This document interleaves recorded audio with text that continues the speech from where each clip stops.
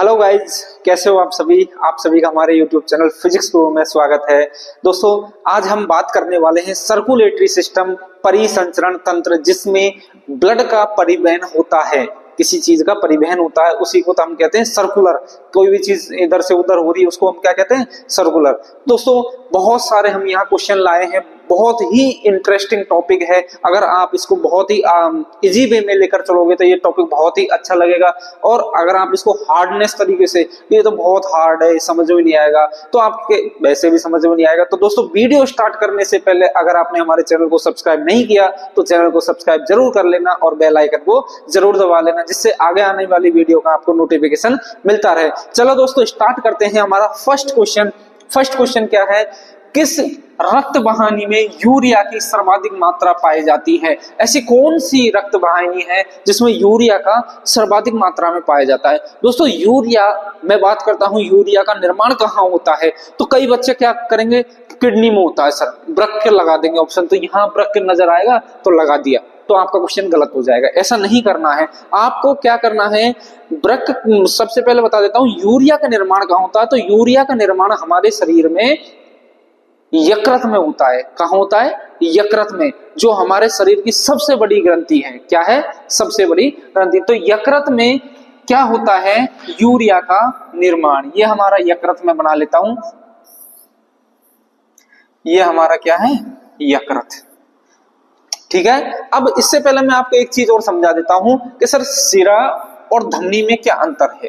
सिरा और धमनी में क्या अंतर है? तो सिरा और धमनी में मैं अंतर समझा देता हूं। पहले मैं ले लेता हूं धमनी, आर्टरी, जिसे इंग्लिश में बोलते हैं आर्टरी, और ये है सिरा, जिसे इंग्लिश में बोलते हैं वेन। ठीक है। अब दोस्तों, धमनी क्या होती है? धमनी वह होती है जिसमें ऑक्सीजनेटेड ब्लड का परिवहन होता है। क्या? जिसमें ऑक्सीजनेटेड ब्लड का परिवहन होता है, मतलब यहाँ पर ऑक्सीजन बहुतायत में पाए जाते हैं। बहुत सारा ऑक्सीजनेटेड ब्लड होता है, यहाँ पर ऑक्सीजन बहुत ज्यादा पाई जाती है। सिरा क्या होती है? जहां डीऑक्सीजनेटेड ब्लड पाया जाता है। कैसा? मतलब अशुद्ध रक्त पाया जाता है। सिंपल भाषा में समझ लो, अशुद्ध रक्त सिरा में, शुद्ध धमनी में। जहां भी अगर मैं बात करूं शुद्ध की तो धमनी लगा देना, जहां भी अशुद्ध की बात करूं तो सिरा लगा देना। ये दो चीज आप समझ लेना। दूसरा मैं बात करूं, धमनी है वो हमारे ब्लड को शरीर, मतलब हृदय से दूर की ओर ले जाने का कार्य करता है। क्या करता है? दूर की ओर। धमनी पास की ओर ले जाने का और सिरा दूर की ओर ले जाने का। क्या? ब्लड को हृदय से पास की ओर, और ये ब्लड को हृदय से दूर की ओर। तो ये दो चीज आप मेन समझ लेना। अब मैं आता हूं अपने क्वेश्चन पर। क्वेश्चन क्या कह रहा है हमारा कि कौन सी रक्तवाहिनी है जो यूरिया की सर्वाधिक मात्रा में मिलती है। तो मैं, यूरिया का निर्माण कहाँ होता है? हमारे यकृत में। कहाँ होता है? हमारे यकृत में। तो ये यकृत बन गया। तो यकृत में दोस्तों एक नलिका यहां से आती है सिरा, और एक यहां से निकलती है। तो जो ये सिरा होती है, अब यहां से एक चीज समझ लेना, मैं ऑप्शन से बात करूं अगर, तो पृष्ठीय महाधमनी, धमनी जहां आ गया वहां तो डीऑक्सीजनेटेड ब्लड होगा ही नहीं। तो ये कैसा है? यूरिया कैसा है? डीऑक्सीजनेटेड। तो ये तो ऑप्शन हट गया। बचा क्या? वृक्कीय। तो वृक्कीय का, वृक्क में, किडनी में मतलब यूरिया का निर्माण तो होता ही नहीं है, तो ये भी ऑप्शन हट गया। तो बचा क्या? यकृत सिरा या फिर हेपेटिक पोर्टल सिरा। अब कई बच्चे क्या कर देते हैं, जल्दी जल्दी में ये भी लगा देंगे, ये भी लगा देंगे। तो आपको समझना है पहले, ये हमारा यकृत है, वो लिवर है। अब लिवर में से यहां से जो ये निकलती है इसको हम बोलते हैं हेपेटिक वेन या फिर यकृत सिरा। ये क्या है? यकृत सिरा। और ये जो आपको नजर आ रही है ये है हेपेटिक पोर्टल वेन। ये क्या है? Hepatic portal vein. दोस्तों, जब हम भोजन करते हैं तो भोजन के साथ बहुत सारे हमारे पदार्थ जाते हैं, तो उन पदार्थों का आहार नाल में से अवशोषण के बाद जो लिवर के तक पहुंचाने का कार्य करती है, तो वो कौन करती है? Hepatic portal vein. कौन करती है? Hepatic portal vein. याद रख लेना, आहार नाल से अवशोषित पदार्थों को पहुंचाने का कार्य कौन करती है? Hepatic portal vein. और यकृत से यूरिया का जो निर्माण होने के पश्चात पहुंचाने का, किडनी तक पहुंचाने का काम कौन करता है? यकृत सिरा या फिर हेपेटिक वेन। कौन करता है? Hepatic vein. तो हमारा राइट आंसर क्या हो जाएगा? यकृत सिरा। Right answer is B. ठीक है, यकृत सिरा। ये क्वेश्चन आपके समझ में आ गया होगा। नेक्स्ट क्वेश्चन पे हम चलते हैं। नेक्स्ट क्वेश्चन है हमारा, अस्थि मज्जा में निर्मित कोशिकाएं हैं, बोन मेरो में कौन सी कोशिकाएं निर्मित होती है? तो दोस्तों इसके लिए भी मैं आपको एक बात समझा देता हूं।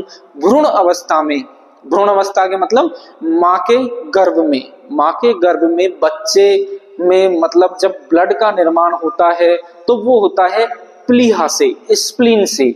और जैसे ही गर्भवती महिला के बाद में जब भ्रूण पैदा हो जाता है तो कहां से होने लग जाता है? अस्थि मज्जा से, बोन मेरो से। अब बोन मेरो भी कहां?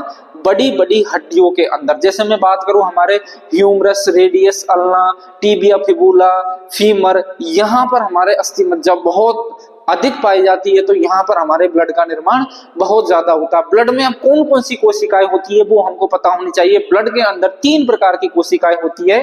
कौन कौन सी? आरबीसी, डब्ल्यूबीसी और प्लेटलेट्स। ये 3 प्रकार की कोशिकाएं होती है। अब अस्थि मज्जा कहाँ है हमारी? जैसे ये कोई हड्डी है बड़ी, और इस हड्डी के अंदर यहाँ पर उपस्थित होती है अस्थि मज्जा, और यहाँ पर हमारे ब्लड का निर्माण होता है, ब्लड कोशिकाओं का निर्माण होता है। यहाँ से फिर अलग अलग जगह पहुंचता है। तो कौन कौन सी कोशिका है? आरबीसी, सर आरबीसी यहाँ भी है। ल्यूकोसाइट, ल्यूकोसाइट डब्ल्यूबीसी का दूसरा नाम है। प्लेटलेट्स, प्लेटलेट्स है। तो कौन सा आंसर राइट हो जाएगा हमारा? B option is right. ठीक है, प्लेटलेट्स को एक और नाम होता है, उसका मैं बता दूंगा, थ्रोम्बोसाइट। अगला नेक्स्ट क्वेश्चन पे हम चलते हैं। नेक्स्ट क्वेश्चन हमारा, प्लेटलेट्स किस स्थिति में दिया जाता है? प्लेटलेट्स किस स्थिति में दिया जाता है? एनीमिया में, पॉलीसाइथीमिया में, थ्रोम्बोसाइटोपेनिया में, ल्यूकोपीनिया में। तो किस स्थिति में दिया जाता है? दोस्तों प्लेटलेट्स की कमी कब आती है? जब हम बीमार हो जाते हैं, मलेरिया हो जाता है, जब होती है क्या?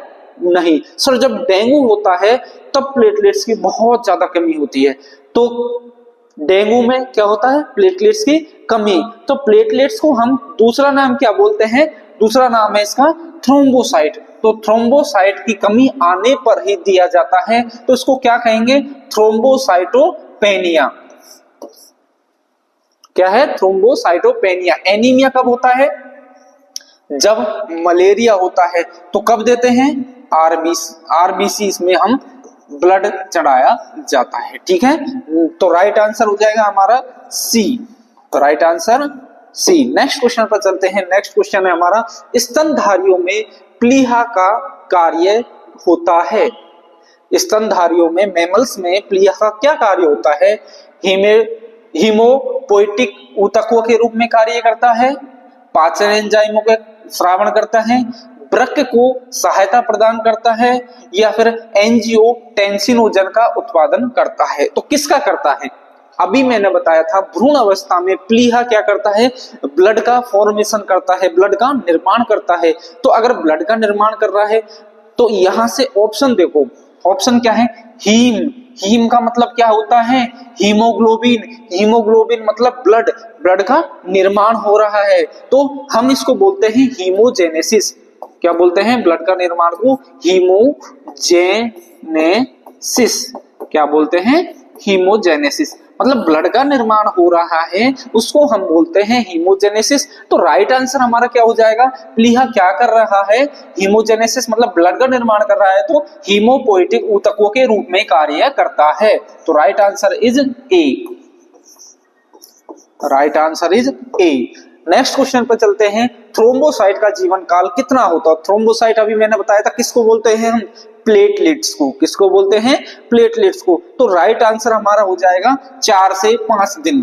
ठीक है, ये तो आपको याद रखना है, इसमें कोई थ्योरी क्या समझाऊं इसमें, तो आपका राइट आंसर 4 से 5 दिन। हाँ, पर एक चीज मैं आपको समझा देता हूं, कई बुक्स में यहाँ 8 से 10 दिन भी लिखा होगा, कई बुक्स में 8 से 10 दिन भी लिखा होगा, तो आपको ये भी याद रख लेना है, ऑप्शन के हिसाब से आपको करना है। यहाँ ऑप्शन 8 से 10 दिन नहीं दिया होगा, इसलिए हमने 4 से 5 दिन लगाया है।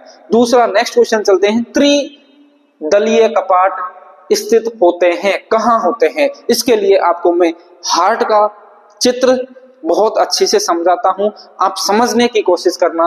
ये हमारा 4 चैम्बर्ड हार्ट है,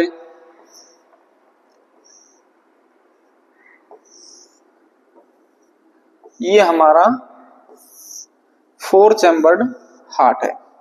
अब दोस्तों ये हमारे दो क्या है, एट्रियम आलिंद, ये वेंट्रिकल निलय, हिंदी में बोलते हैं निलय, और ये होते हैं आलिंद एट्रियम, ये फिर वेंट्रिकल। अब दोस्तों निलय से आलिंद से जब ब्लड इधर आता है तो यहाँ पर कपाट पाए जाते हैं, तो ये जो 3 कपाट पाए जाते हैं इसको बोलते हैं ट्राइकस्पिड वाल्व। और दोस्तों यहाँ से जो ब्लड आता है यहाँ 2 वाल्व पाए जाते हैं, तो इसको बोलते हैं बाइकस्पिड वाल्व, बाइकस्पिड वाल्व। ये होते हैं ट्राइकस्पिड वाल्व, ये होते हैं बाइकस्पिड वाल्व। अब दोस्तों क्या है, ये जो है मैं ऐसे खड़ा हूं तो इधर वाला हमारा राइट, ये लेफ्ट, तो ये कौन सा है, राइट वाला है, ये लेफ्ट, ये राइट और ये लेफ्ट। तो दायां आलिंद से दाएं निलय की ओर त्रिबलीय कपाट खुलते हैं। अगर क्वेश्चन इसमें आ जाए कि बाएं आलिंद से बाएं निलय में कौन से कपाट खुलते हैं, तो द्विबलीय कपाट। अब राइट आंसर देखते हैं, त्रिबलीय पूछ रहा है तो दाएं से दाएं की ओर, किधर, दाएं आलिंद से दाएं निलय की ओर है। 2 आलिंदों के मध्य, इन दोनों के मध्य तो कोई कपाट ही नहीं है, फिर 2 निलय के मध्य नहीं, इनमें भी कोई कपाट नहीं है। बायां आलिंद व निलय के मध्य नहीं, बाएं में है, बाएं में है पर बाइकस्पिड है, मतलब 2 वाला, दाएं आलिंद व निलय के मध्य। हाँ सर, ये वाला आंसर हमारा राइट हो जाएगा, डी। तो चित्र समझते हुए चलना, ये हमारा हार्ट है, हार्ट में दाईं और ट्राइकस्पिड, बाईं और बाइकस्पिड, ठीक है। और 4 चैम्बर हमारे होते हैं, 1 2 3 4। नेक्स्ट क्वेश्चन पे हम चलते हैं। नेक्स्ट क्वेश्चन क्या है, स्तनधारियों के रक्त में सबसे बड़ी कणिकाएं कौन सी है?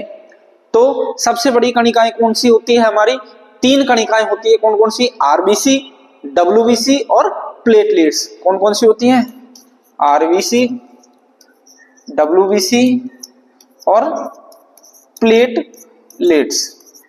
अब दोस्तों सबसे बड़ी हमको पता है वो होती है हमारी डब्ल्यूबीसी। कौन सी होती है, डब्ल्यूबीसी।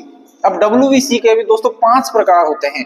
कौन कौन से, 5 प्रकार होते हैं, बेसोफिल्स, इओसिनोफिल्स, न्यूट्रोनोफिल्स, मोनोसाइट, ये हमारे 5 प्रकार होते हैं। तो डब्ल्यूबीसी में जो सबसे बड़ी होती है वो होती है मोनोसाइट। कौन सी होती है, मोनोसाइट। देखना दोस्तों आंसर, लिम्फोसाइट ये भी डब्ल्यूबीसी है, बेसोफिल्स ये भी डब्ल्यूबीसी है, एरिथ्रोसाइट ये आरबीसी है, तो ये ऑप्शन तो वैसे ही कट गया। मोनोसाइट ये डब्ल्यूबीसी है, तो कौन सा आंसर मैंने बताया था, सबसे बड़ी डब्ल्यूबीसी में भी सबसे बड़ी होती है वो होती है मोनोसाइट। मोनो से ये मत समझ लेना, मोनो मतलब मिनी, मिनी मतलब छोटा, ये मत समझ लेना, ऐसी गलती मत करना। आपको राइट आंसर हमारा हो जाएगा डी। राइट आंसर क्या हो जाएगा, डी। नेक्स्ट क्वेश्चन चलते हैं, न्यूनतम CO2 ले जाने वाली रक्त वाहिकाएं हैं। न्यूनतम मतलब जहां ऑक्सीजन ज्यादा CO2 कम, मतलब न्यूनतम CO2 जहां है वहां ऑक्सीजन की मात्रा अधिक होगी। तो ऐसी कौन सी है, फुफ्फुसीय शिरा है, फुफ्फुसीय धमनी है, महाशिरा है या फिर यकृत शिरा है। हेपेटिक वेन के बारे में तो मैंने समझा ही दिया था, तो ये तो आंसर वैसे ही नहीं होगा, ठीक है। ये तो क्या ले जाता है, CO2 को ले जाता है, बहुतायत में CO2 को ले जाता है, जबकि हमको तो क्या चाहिए, ऑक्सीजन ज्यादा चाहिए। अब दोस्तों यहाँ पर कई बच्चे कंफ्यूज होते हैं कि यहाँ सर धमनी है, धमनी राइट हो जाएगा, क्यों, क्योंकि ये ऑक्सीजन को ले जाता है। नहीं, अपवाद है ये हमारे, तो इसको मैं एक बार आपको समझा देता हूं। ये हमारा 4 चैम्बर्ड हार्ट है,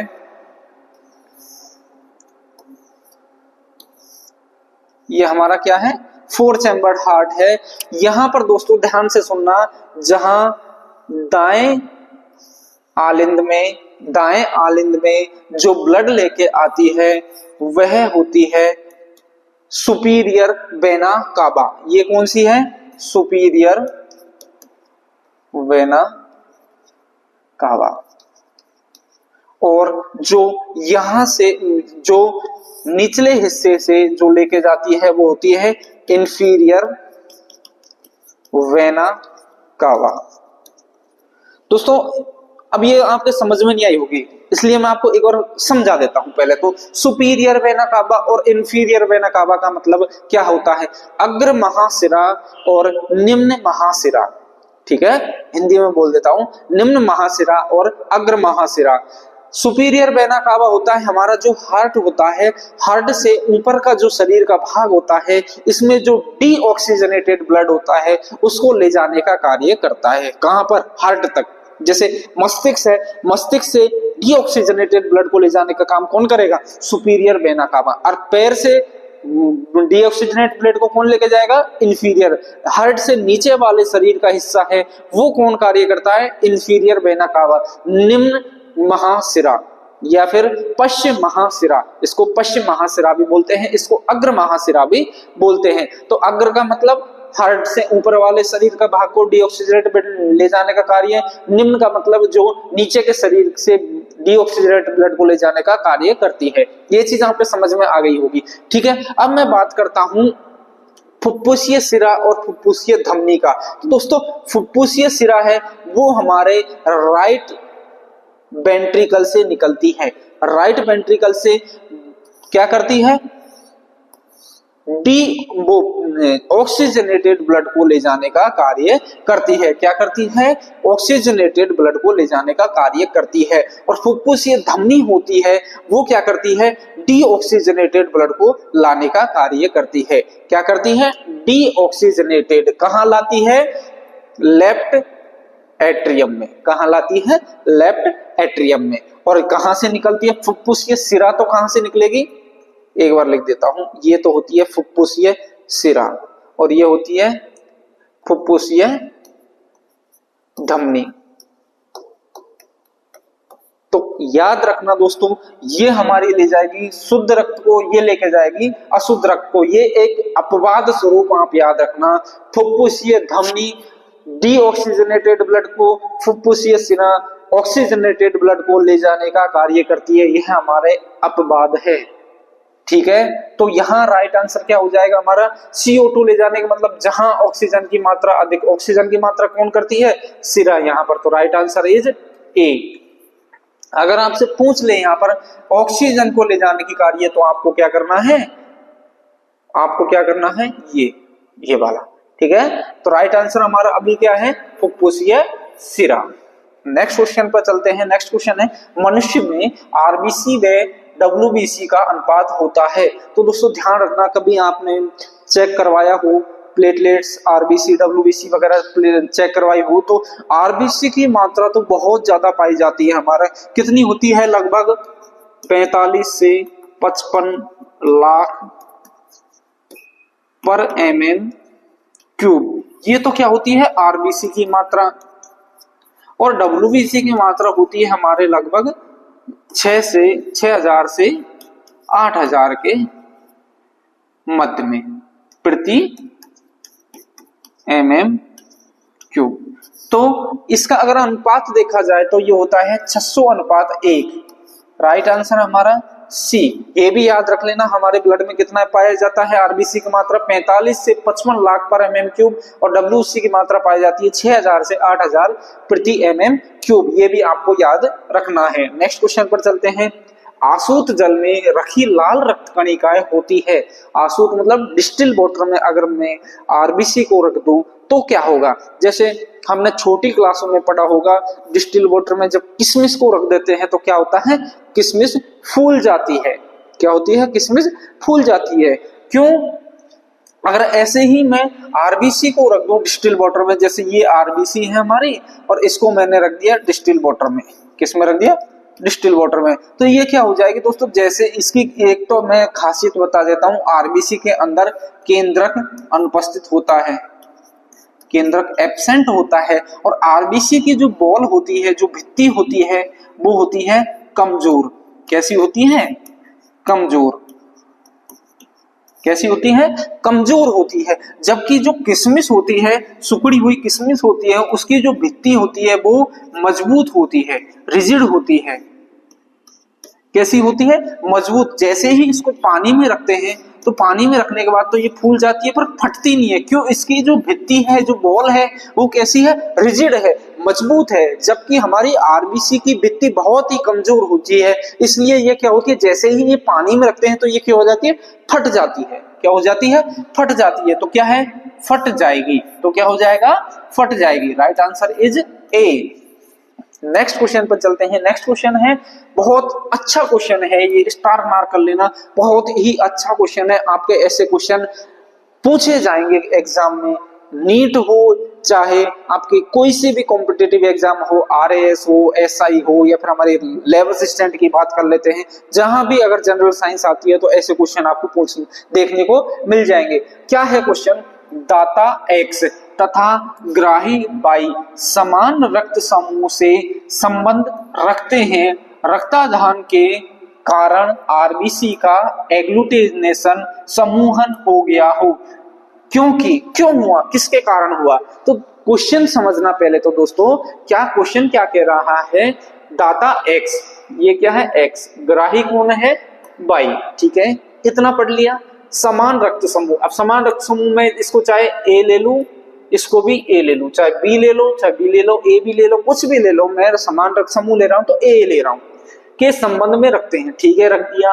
रक्ताधान के बाद में, रक्ताधान का मतलब है ब्लड डोनेट, मतलब ब्लड देने के बाद में, जैसे मेरे को किसी ने, एक ब्लड समूह वाले ने मेरे को ब्लड दे दिया, तो वो होता है रक्ताधान।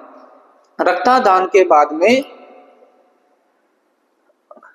रक्तादान के कारण आरबीसी का एग्लूटिनेशन समूहन, एग्लूटिनेशन का मतलब क्या होता है? आरबीसी एक दूसरे से चिपक जाती है, बहुत सारी आरबीसी एक दूसरे से क्या होगी? चिपक जाती है, उसको हम कहते हैं समूहन, या फिर इंग्लिश में बोलते हैं एग्लूटिनेशन। ठीक है, आरबीसी एक दूसरे से चिपक गई।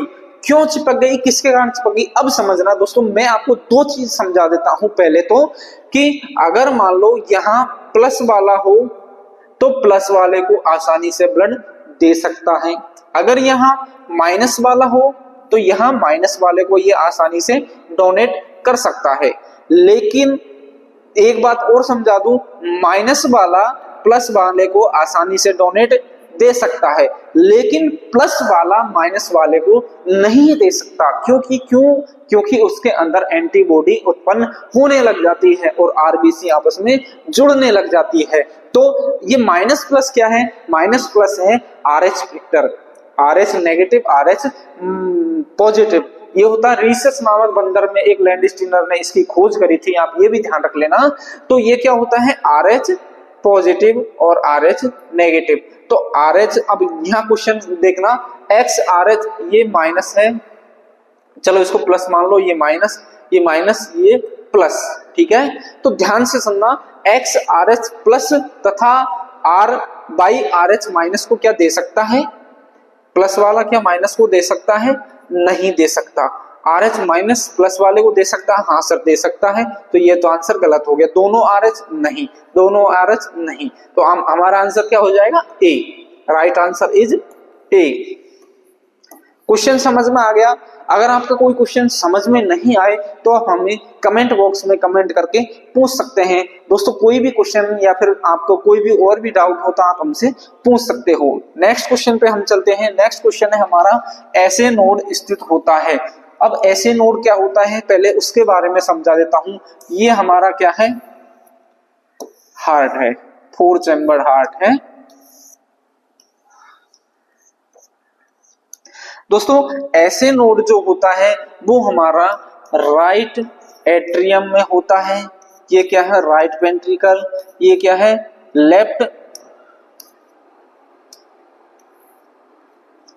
लेफ्ट वेंट्रिकल और ये लेफ्ट आर्ट्रियम। ठीक है। तो जो हमारा ऐसे नीड होता है वो होता है राइट एट्रियम में, ये ध्यान रख लेना। कहाँ होता है? नोड का मतलब होता है एक बटन नुमा संरचना। क्या होता है? बटन नुमा संरचना। ये कहाँ होता है? राइट एट्रियम में। इसके बारे में थोड़ा सा मैं और समझाता हूँ ऐसे नोड के बारे में। ये हमारे हार्ट का पेसमेकर है। क्या है? पेसमेकर। ये हमारा हार्ट का क्या है? पेसमेकर। पेसमेकर का मतलब जैसे हमारा हार्ट धड़कता रहता है, तो हार्ट तो धड़कता है, पर धड़कने का कार्य मतलब उसको उत्पन्न करने का कार्य कौन करता है? वो करता है ऐसे नोड। तो हार्ट को धड़कने के लिए कौन कार्य कर रहा है? ऐसे नोड। इसीलिए हम इसको क्या कहते हैं? पेसमेकर। अब दोस्तों ये जो जैसे ही यहाँ से संकेत उत्पन्न होते हैं तो संकेत कहाँ जाता है? यहाँ पर होते हैं एबी नोड। क्या होते हैं? AV node.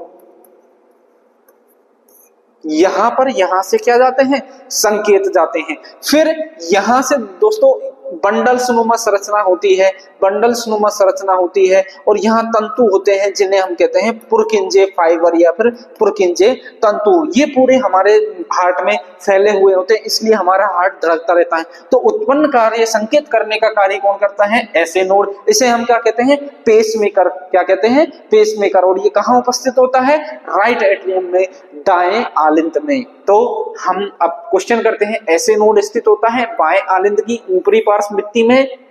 बाएं आलिंद, बाएं आलिंद नहीं सर, बाएं आलिंद में तो कहां से होगा? बाएं आलिंद की निम्न पार्श्व भित्ति में। बायां जहां आ जाए वहां तो है ही नहीं है। दाएं निले की निम्न पार्श्व, निले, निले में क्या होता है? नहीं होता है। दाएं आलिंद की भित्ति के ऊपरी भाग में। कहां है?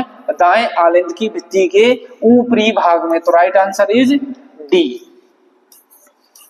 नेक्स्ट क्वेश्चन पे हम चलते हैं।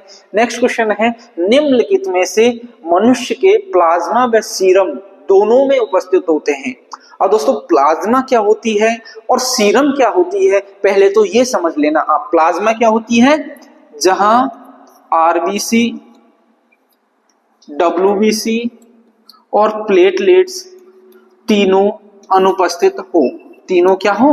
अनुपस्थित हो। जैसे मैं ब्लड ले रहा हूं, किसी का ब्लड लिया, खून लिया, खून में से मैंने आरबीसी हटा दी, डब्ल्यूबीसी हटा दी और प्लेटलेट्स हटा दी, तो वो क्या बचा?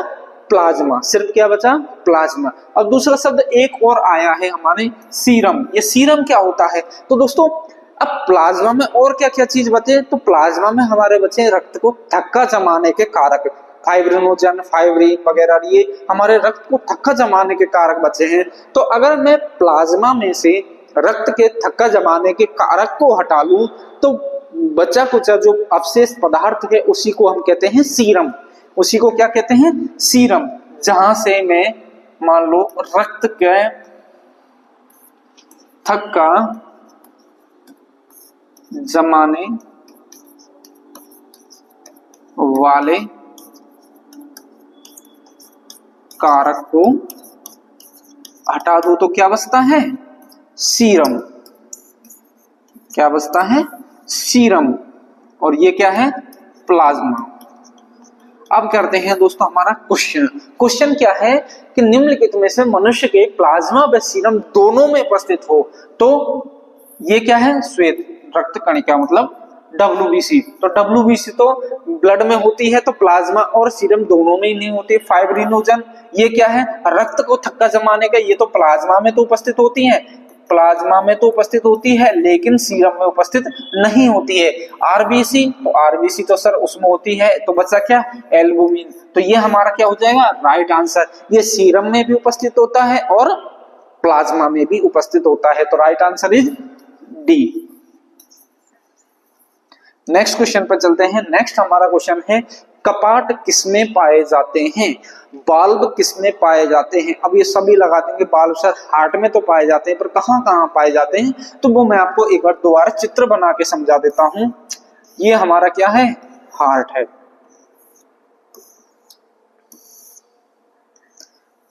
ठीक है, अभी मैंने पढ़ाया था यहां पाया जाता है ट्राइकस्पिड बाल्ब, यहां पाया जाता है बाइकस्पिड बाल्ब। अब दोस्तों यहां से जो सुपीरियर वेना कावा और इधर से जो इंफीरियर वेना कावा है, इनमें भी क्या पाया जाता है? बाल्ब पाए जाते हैं।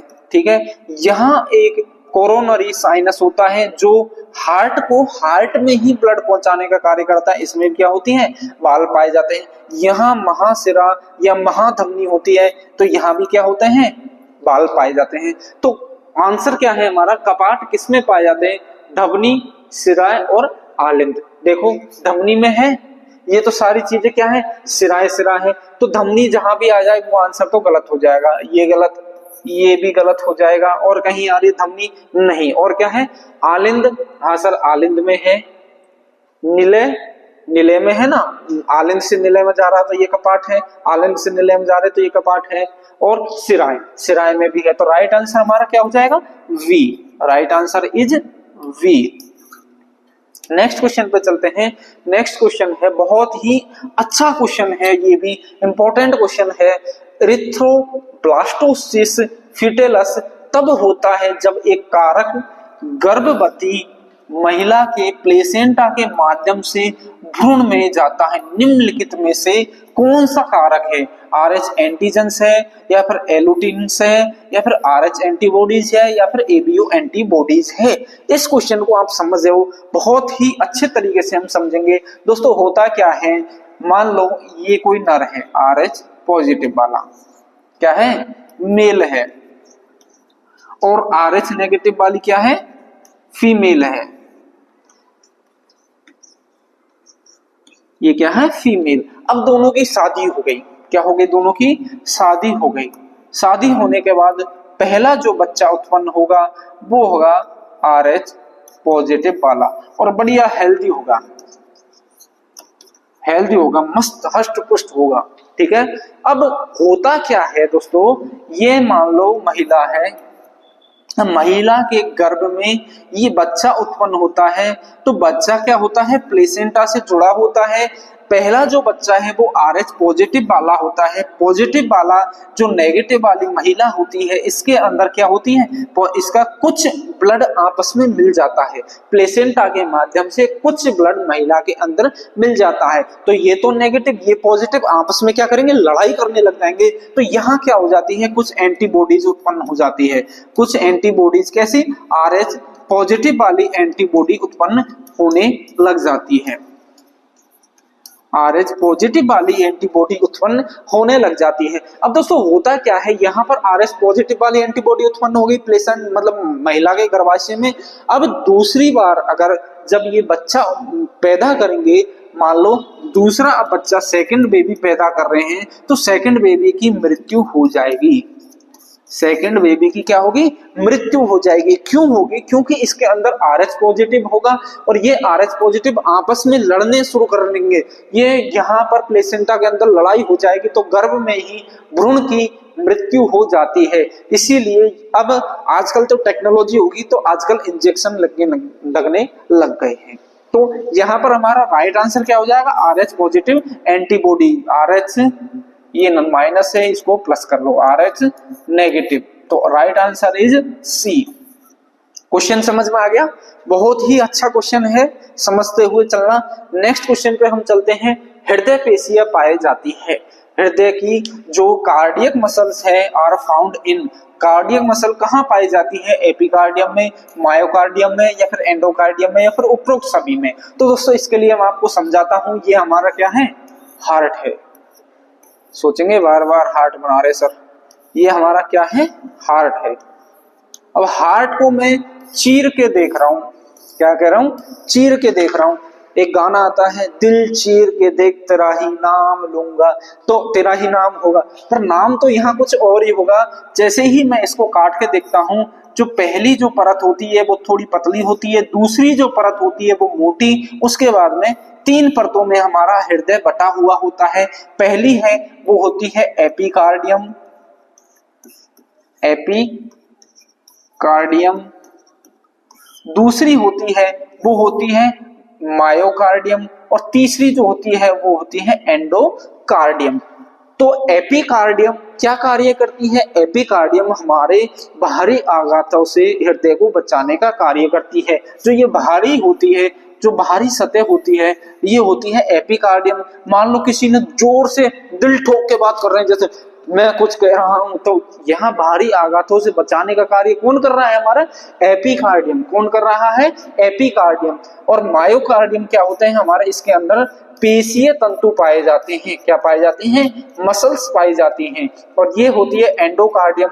ये हमारे शरीर को मतलब हार्ट को उत्पन्न मतलब धड़कने के लिए कार्य करता है। तो पेशी कहाँ पाई जाती है?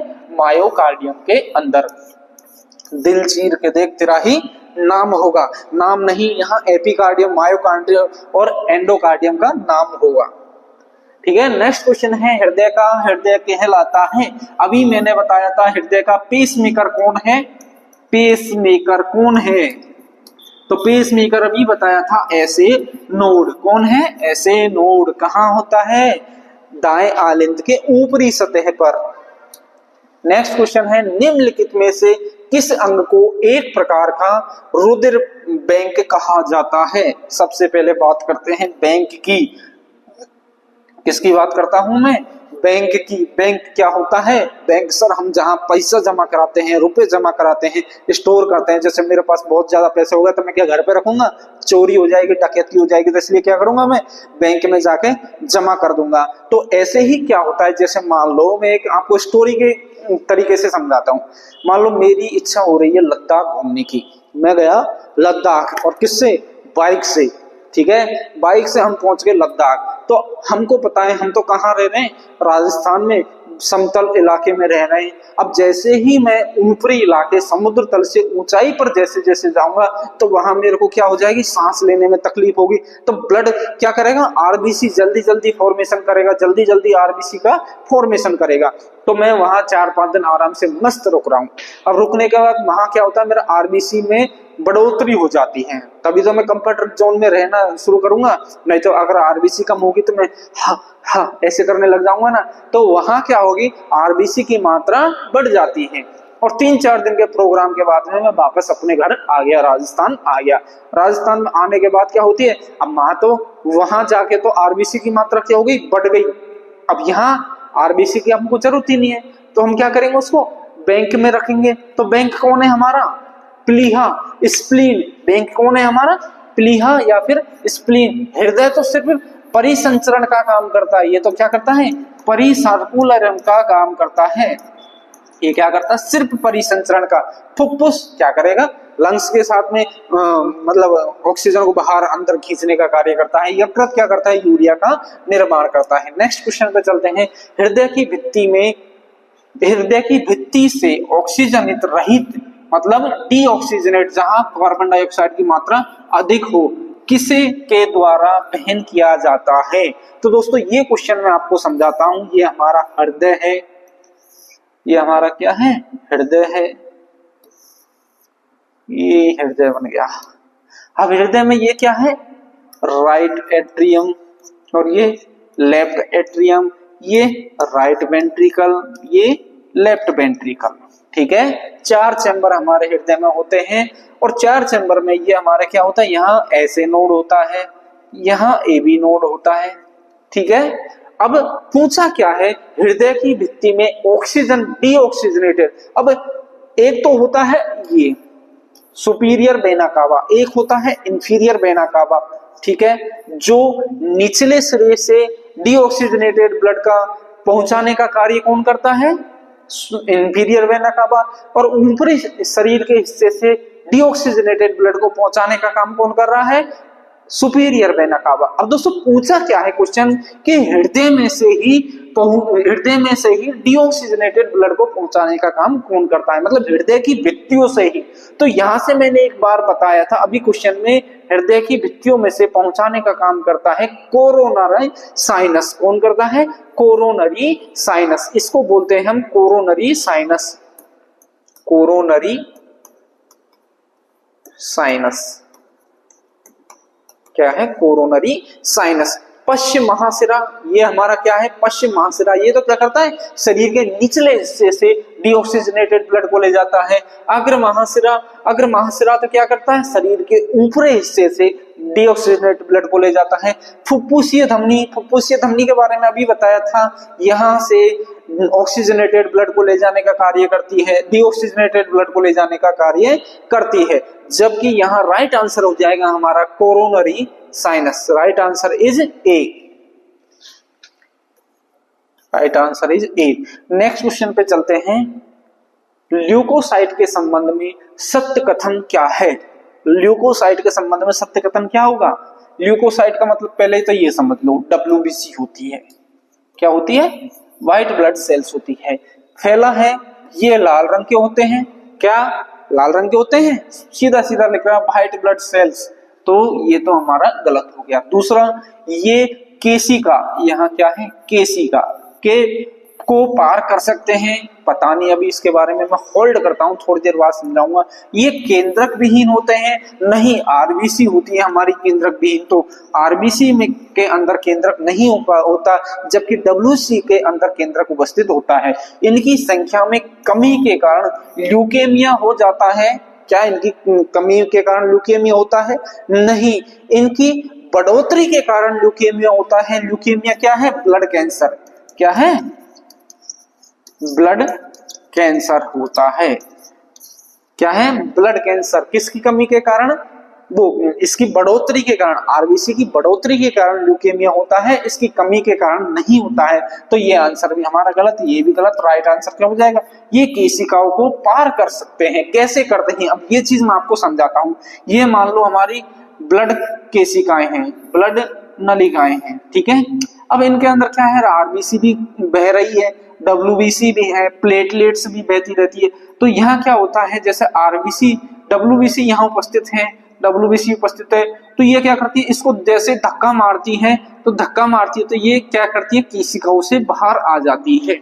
ये क्या करती है? केशिकाओं से बाहर आ जाती है। ठीक है दोस्तों, ये हमारे आज का बहुत अच्छे अच्छे क्वेश्चन हमने लगाए हैं। अगर आपको कोई भी क्वेश्चन आपके समझ में नहीं आता है तो आप हमसे कमेंट बॉक्स में कमेंट करके पूछ सकते हैं, और आप हमारे चैनल को सब्सक्राइब और लाइक और शेयर जरूर करें, जिससे साथी दोस्तों का भी आपको सपोर्ट मिले। थैंक यू दोस्तों, जय हिंद।